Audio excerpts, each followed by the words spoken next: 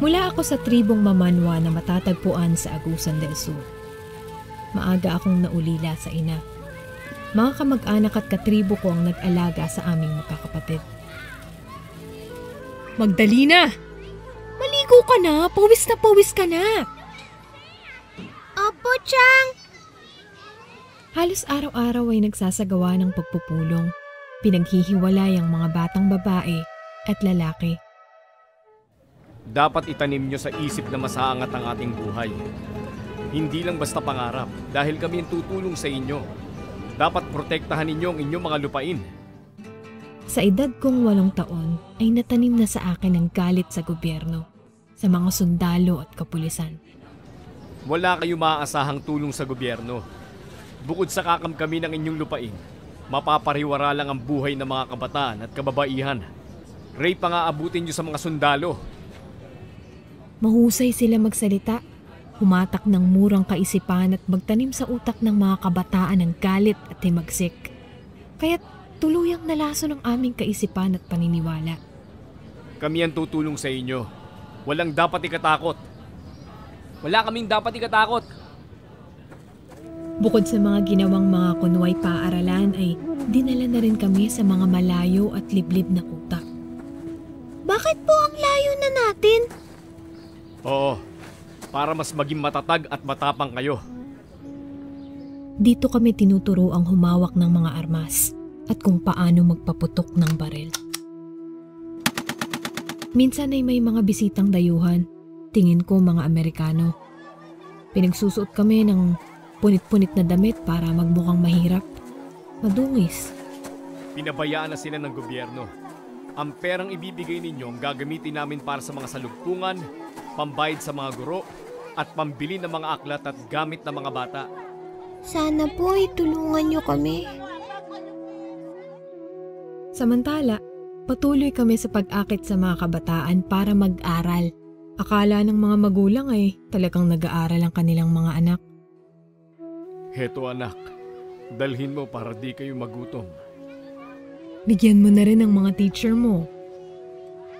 Opo, Nay, Tay. Gagabihin po sila o baka hindi makauwi. Marami kasi kaming pagsasanay. May mga bagong librong pinadala mula sa abroad. Tinutukan nila kami. Bawal maglibang, bawal tumanggi o kumontra sa utos at turo nila. Dahil nga siguro sa mura naming kaisipan, tumanim sa amin ang lahat ng kanilang itinuturo. Tay, huwag kayong magtitiwala sa mga militar. Kalaban natin sila. Naninibago ako dyan sa pamangkin mo. Nagbago ang kanyang ugali. Yan din ang napansin ko, kuya. Simula nang pumasok siya sa eskwelahan na yan parang naging matigas, makatwiran at palasagot siya. Habang tumatagal ay mas nagiging mabigat at masinsina ng pagtuturo sa amin ng mga NPA.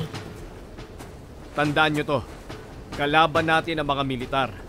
Ang plano nila ay kunin ang inyong lupain at angkinin ng gobyerno. May mga araw pang... Tay, 3 araw po kaming nasa training. Hindi makakauwi si Magda. Naku, mag-iingat po kayo. Ang ilang araw na di pag-uwi ay naging 1 linggo, naging 1 buwan, 2 buwan.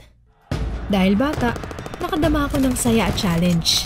Ako'y isang ganap na sundalo, na siya naman talagang pangarap ko. 12 anyos, mahusay na akong humawak ng baby Armalite. Natatandaan ko 20 kaming kabataan noon nang napasama sa aktibong samahang kabataang makabayan. O, di ba Magda? Sundalo ka na at matutupad pang pangarap mong maging doktor. Hindi mangyayari yan kung nasa gobyerno ka. Masaya ako. May halong pagmamalaki na sa mura kong edad ay ganap na akong sundalo. Pakiramdam ko't matapang na ako. Pero, hindi pala. Bakit tinuturuan kami ng galit? Bakit tinuturuan kaming pumatay? Hanggang isabak na ako, baptism of fire, upang iharas ang detachment ng mga sundalo. Si Teacher Karen ang nagsama sa akin. Wala tayong dapat ikatakot. Ipaglalaban natin ang ating karapatan. Anong karapatan? Matapang si Teacher Karen. Bata pa at buo ang loob. Napag-alaman kong galing siya sa UP sa Maynila. Aktibo sa paglaban sa gobyerno at sumasama na rin siya sa mga rebelde sa tuwing babalik sa bundok. Isa siya sa aming mga teacher. Naging madugo, marahas ang mga engkwentro namin sa mga militar. Naku po! Ito ang kauna-unahang pagkakataon na makasaksi ako ng marahas at madugong pakikipaglaban.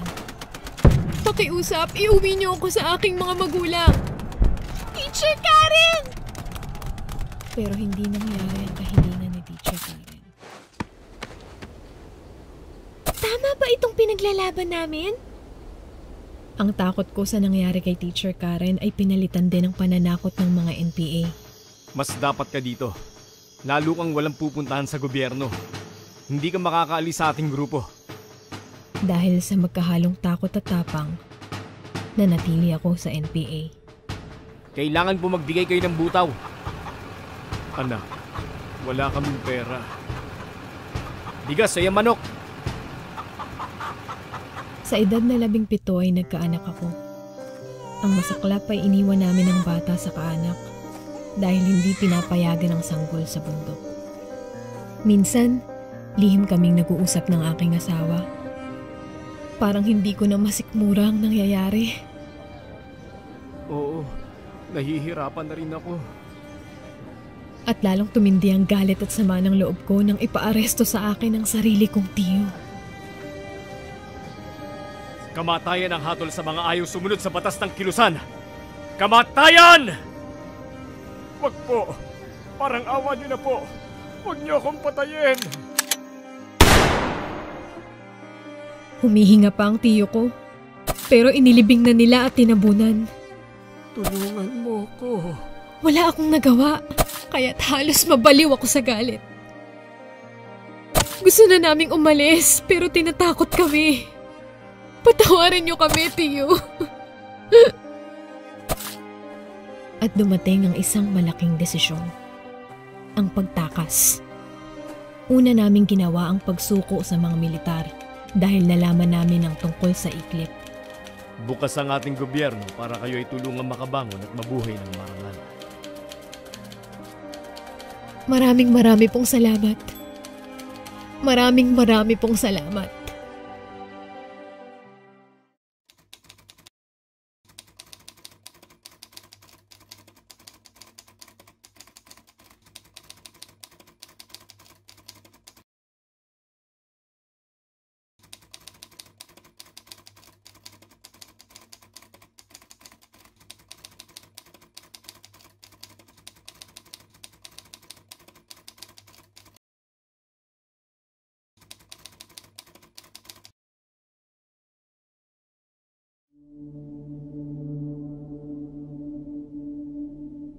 Tungod lagi kay pobre rami, ang akong ginikanan pobre, naara sa bukid nagpuyo ang ilang trabaho, umara. So akong naunawanan nga, kung mo, sampa na lang ko kay ang ingon nila, kaning MP ug sundalo, maura. Kau na sige, musampa na ko kay makatabang na ko sa akong ginikanan. Asa pa kanang na 300 3,000 ang bulan ug isa ka sa akong abugas ug may mga kuampa dilata. Ako di ay nakuampod ko collector, revolutionary tax. Collector sa mga kumpanya, sa mga tindahan, sa mga kabaw, sinso. Ako itigkuha. Suswagid ko na sayo. Ang ako di ang uyuan, ang among gidakop. Nadalagyod sa bukid. Ug gipatay gyud nila nga wala gyud duha-duha nga bisan pag nagluhod-luhod ko sa ilang atubangan sa akong CEO. Ug pila pang gyud kauyuan ang ilang gipatay, upat uyuan ako ang gipatay nila. Kay kadtong isa na iyang barkada sundalo. Pag abot sa ilang balay gikuha, gigapos. Kay intelligent daw siya.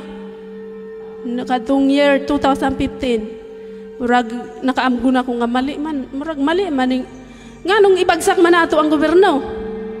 Nga kung hunaw-naon ang MPA pa nakahatag bag eyepiece, nakahatag bag purpose, yung pa na ako.